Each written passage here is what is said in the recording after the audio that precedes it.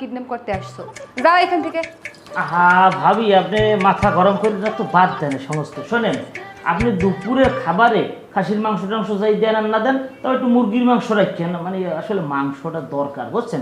যাই খাওয়া দাওয়া কিনে কোনো আমাদের মাথা ব্যথা নাই, ওটা একটা হইলেই হবে, সমস্যা নেই। কিন্তু ওই যে আমার কিছু ওই যে বিমা প্রকল্পের গুরুত্বপূর্ণ কাগজপাতি এই যে ওয়ার্ড্রপের মধ্যে রাখতে বেড়ে যাবে, ওয়ার্ড্রপের চাবি আমার দিন তো। ওয়ার্ড্রোবের চাবি? কেন? আর না ভাই, আমি ওয়ার্ড্রোবের চাবি দিতে পারবো না। ওয়ার্ড্রোবে আমাদের প্রয়োজনীয় কাগজপত্র গয়নাগাটি সবই আছে। হ্যাঁ, কলিযুগ আইছে। এখন নিজের তুমি যে ভাসুর, এই তোমার ভাসুর নামে বিশ্বাস করতে চায় না।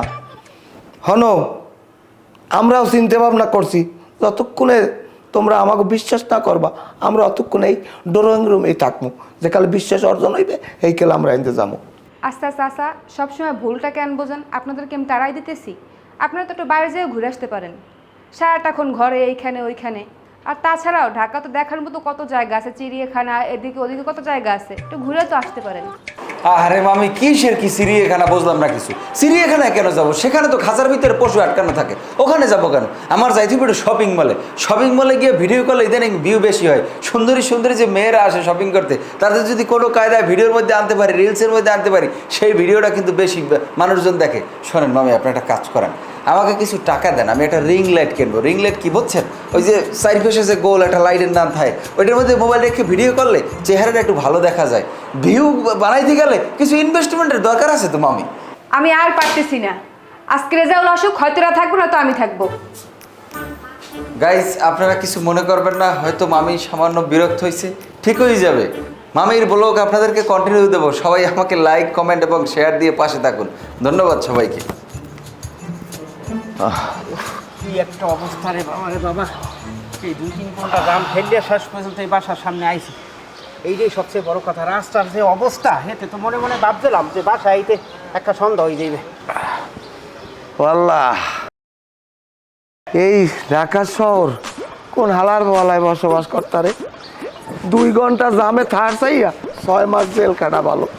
আমার জীবনটা এককালে শেষ। তোকে ঘরে করু তেল আস, আমার একটু করু তেল দিস, আমার এই কোমর মাজা লাগবে, আমার অবস্থা খারাপ। আপনি যেরকম হরতেছেন হাতে বুঝে আমরা এত্তেরা মেরুদণ্ড অপারেশন হয়েছে। হ্যাঁ, এই- আপনার কি আছে? ঢাকা শহরে জাম এটা স্বাভাবিক বিষয়, এটা মানিয়ে নিলেই তয়। ওই কোনায় যে ওই দোকানদার দেখেছেন বই বিড়ি খায়, মুদি দোকানটা দেখছেন, খেয়াল করছেন? ভালার ভালার যে কোনো সময় ক্যান্সার ওইরকম বিড়ি খাইলেও বাঁচবে না তো বেশি দিন। আরে এখনই যাই আমাদের উৎসাহ দিয়ে একটা এবার কি কয় ইন্স্যুরেন্স করাইয়া রাখা উচিত, নাইলে ও মরে গেলে ওর গুরুগার না খাই থাকবে, বউ বলবেন রাস্তায় পাগল হয়ে যাবে। লোন আমরা যাই ওর একটা ইন্স্যুরেন্স করাই। তারপরে তোর ইন্স্যুরেন্সের পাইন মেরি বেটা, আমার কোমর ব্যথা হয়ে গেছে, আমার কোমর মাজা লাগবে। এই আসলাম ভাই, তুমি মানু না রাও বটে, তুমি এইসো বেড়াইতে, তুমি আবার বাসায় ঢুকবা, একটু রেস্ট করবা, একটু পানি খাবা। হ্যাঁ না, তুমি এ জায়গায় আইয়া এখন একটা সার্কুলার শুরু হয়ে যেতেছে ইন্স্যুরেন্স। এই ঘরে লোক আছে মামা, মাথা ঠান্ডা করেন, ইন্স্যুরেন্স বাদ দেন আর ঘরে আগে আমার ওই ব্লগের ইডেক্স শেষ করি। হ্যালো গাইস, এই দেখেন এই মামার বাসায় আমরা প্রায় 2-3 ঘন্টা জ্যাম ঠেলে আসছি। এখন আমরা উপরে উঠবো। মামা একটা কাম করেন, গেটের সামনে যাইয়ে আপনারা একটা ভি চিহ্ন দেন। এই ভিডিওর ব্যাকগ্রাউন্ডে একটা কেজিএফ এর